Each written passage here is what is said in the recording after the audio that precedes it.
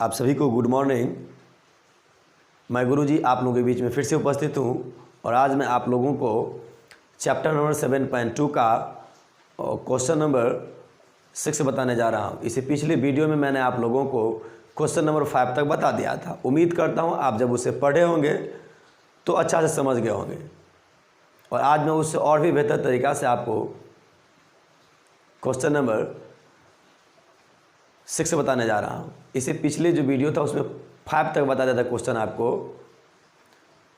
तो आपको बहुत ही अच्छा लगा होगा।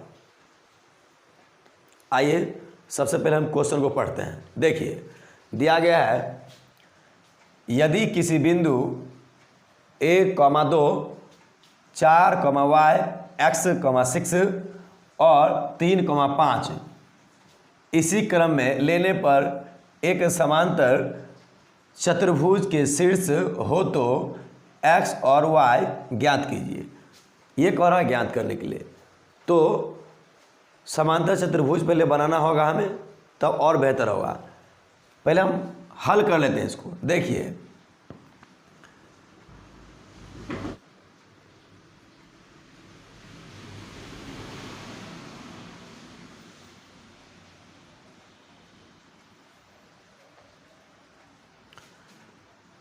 माना कि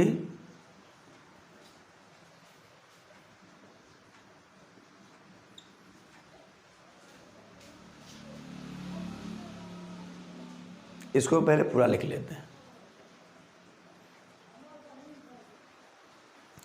आइए अब देखते हैं।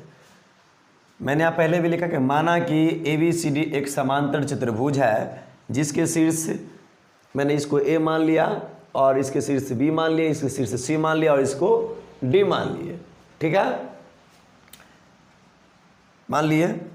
तो विकर्ण AC के मध्यबिंदु के निर्देशांक बराबर विकर्ण BD के मध्यबिंदु के निर्देशांक मैंने माना। क्यों? तो आइए जानते हैं। सबसे पहले आप इस चीज़ को देखिए। सबसे पहले जब देखेंगे तो और भी आपको बेहतर होगा। जैसे मान लीजिए मैं समझा रहा हूँ अभी, ये चतुर्भुज है, ये A हो गया, ये B हो गया, ये C हो गया, ये D हो गया। मान लीजिए कि ये चतुर्भुज है और सभी का मान दिया गया है। तो A का मान यहाँ पर 1 और 2 दिया, B का मान कितना है 4 और Y दिया, और C का मान कितना है X और 6 दिया गया, और D का मान कितना है 3 और 5 है।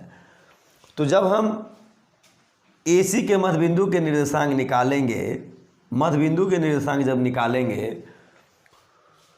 तो हम देखेंगे कि इन दोनों को दो भागों में विभाजित करता है। क्या चीज़ विभाजित करता है सो देखिए। या फिर अगर हम BD का विकर्ण खींचेंगे तो ये क्या करता है, उसको समद्विभाजित करता है, यानी कि आपस में ये समद्विभाजित हो रहा है।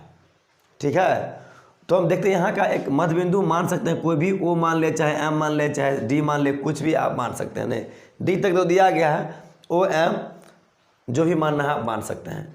तो इसका जो जहाँ पर कट रहा है, नहीं समद्विभाजित जहाँ पर हो रहा है, देखते हैं। तो ये क्या कर रहा है, यहाँ भी और यहाँ भी, ये जो O है ये दोनों को बराबर भागों में विभाजित कर रहा है, और यहाँ भी इसको भी, नहीं इसको भी 2 भागों में बराबर कर रहा है। तो हम जो बताए थे आपको कि जब 2 बिंदुएं होती है तो उसके मध्यबिंदु का निर्देशांक क्या होगा।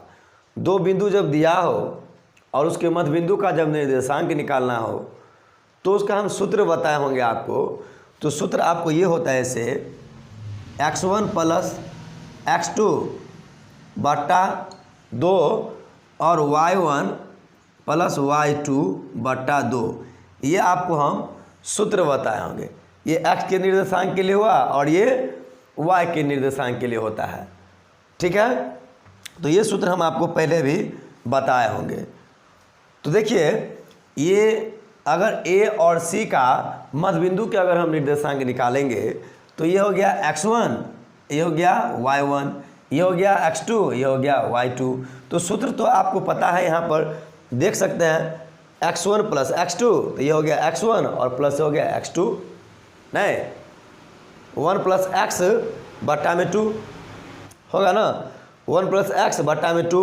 अब यहाँ पर देखिए y1 ये हो गया और ये हो गया y2, तो यहाँ पर y1 प्लस y2 यानी कि 2 प्लस 6 बट्टा में 2।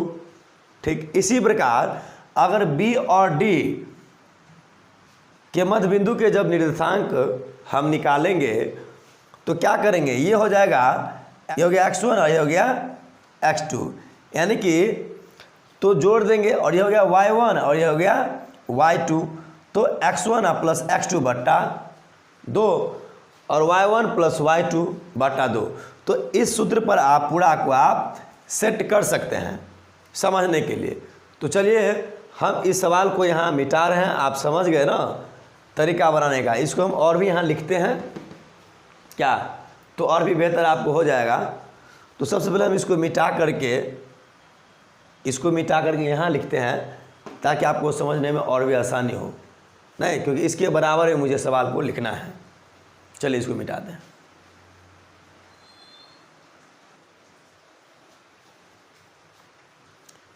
देखिए जिस तरह से मैंने कहा उस तरह से मैंने इसको बोर्ड के ऊपर लिख दिया। अब चलिए समझते हैं। तो देखिए विकर्ण AC के मध्यबिंदु के निर्देशांक मैंने लिख दिया।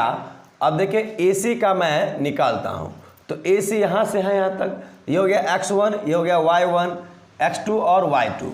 तो सूत्र क्या पढ़े थे आप सूत्र पर भी इसको सेट कर सकते हैं तो और बेहतर होगा। तो देखिए x1 होगा 1, x2 हो गया x, इसलिए 1 प्लस x बट्टा 2 और y1 में कितना है 2 और y2 में 6, 2 प्लस 6 बट्टा 2 बराबर है। अब इसमें देखिए BD का विकर्ण के मध्यबिंदु के निर्देशांक, तो यहाँ पर x1 y1 x2 y2, तो x1 में 4 है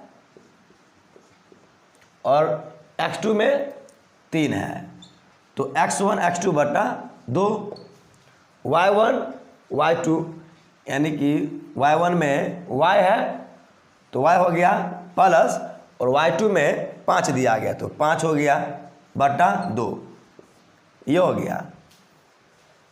ठीक है, अब देखिए जोड़ देते हैं इसको, तो 1 प्लस x बट्टा में 2,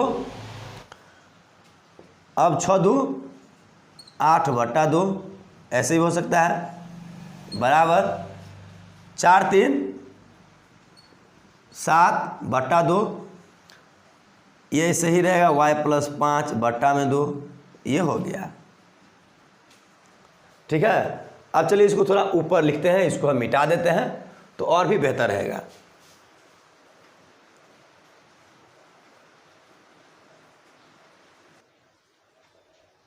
देखिए मैंने कहा ना इसको मिटा देते हैं, तो अब मैंने इसको मिटा दिया। अब देखिए इसके ऊपर अब इसका अगला जो प्रोसेस होगा उसको बनाते हैं। यहाँ पर थोड़ा देखिए, आप सही से लिखिएगा, केवल इसके नीचे ही उसको लिखिएगा। हम बोर्ड के लिए यहाँ पर लिखते हैं ताकि आपको समझने में बहुत ही आसानी हो, इसलिए।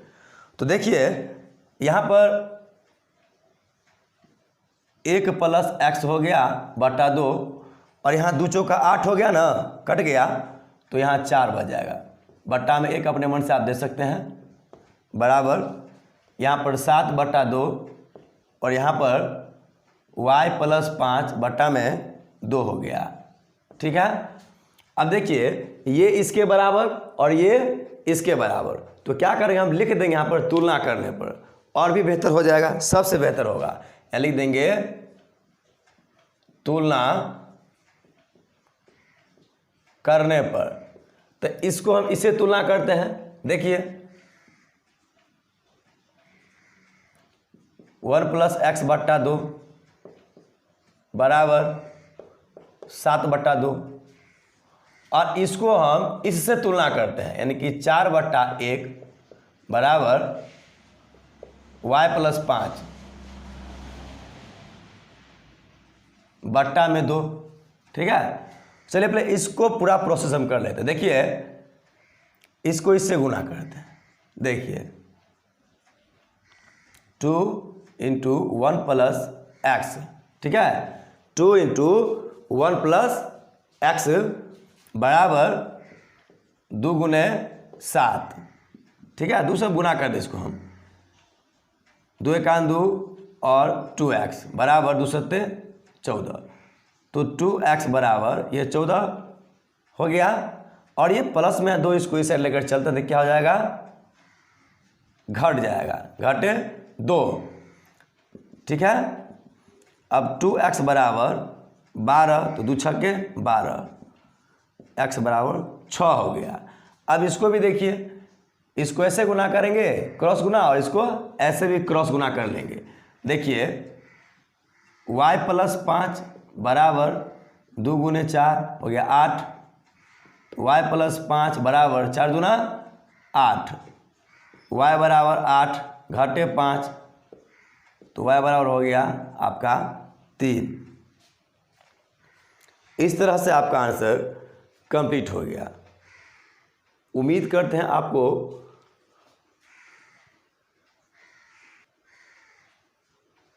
इस तरह से आपका आंसर पूर्ण रूप से कंप्लीट हो चुका है, ठीक है।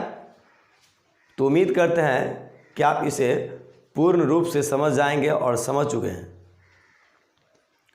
तो आप लोगों को वीडियो देखने के लिए बहुत बहुत धन्यवाद, थैंक यू। नेक्स्ट वीडियो में आपसे हम मुलाकात करेंगे।